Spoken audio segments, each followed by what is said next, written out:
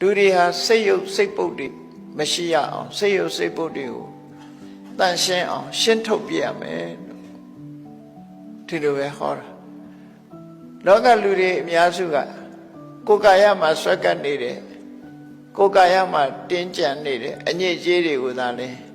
ရှည်မိုးချိုးတန်းစင်ရှင်းသန့်ပြကြတယ်စိတ်ပုတ်ကိုတော့ဒီတိုင်းသိမ့်ထားကြတယ်စိတ်ပုတ်စိတ်ယုတ်တွေကိုတော့ရှင်တဲ့နှလုံးထဲကထုတ်ပြမှမသိဘူးဟော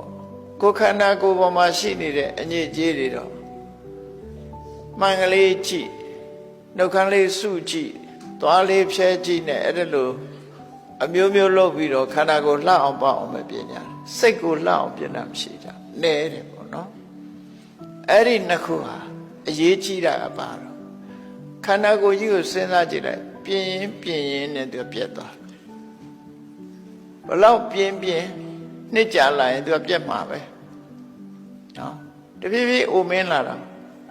စပင်ကပြင်ဆိုးရင်တဲ့အခါဖွေးလာသွားတွေကလည်းပြင်နဲ့ကျိုးကုန်တယ်အဲ့တော့ရုပ်ကြီးပြင်နေတာကတော့ဘာမှသိပြီးတော့ကျိုးထူးလာမှာမဟုတ်ဘူးနှစ်ကြာလာရင်ဆွေးလာမှာပဲသူကစိတ်ပြင်တာကြတော့တမိုးတွေပြင်ပါတယ်လို့ဆိုအဲ့ဒီအတွေးကိုသိဖို့လိုတယ်အဲ့ဒါကိုသူ့မိတာတော့အသိဉာဏ်ရှိတယ်လို့ဘယ်ဟာကအဓိကကြလဲဘယ်ဟာရှင်းတာဘယ်ဟာလောက်တာအဓိကကြလဲဆိုတာကိုနားလေသဘောပေါက်ဖို့ပဲလိုတာပေါ့နော်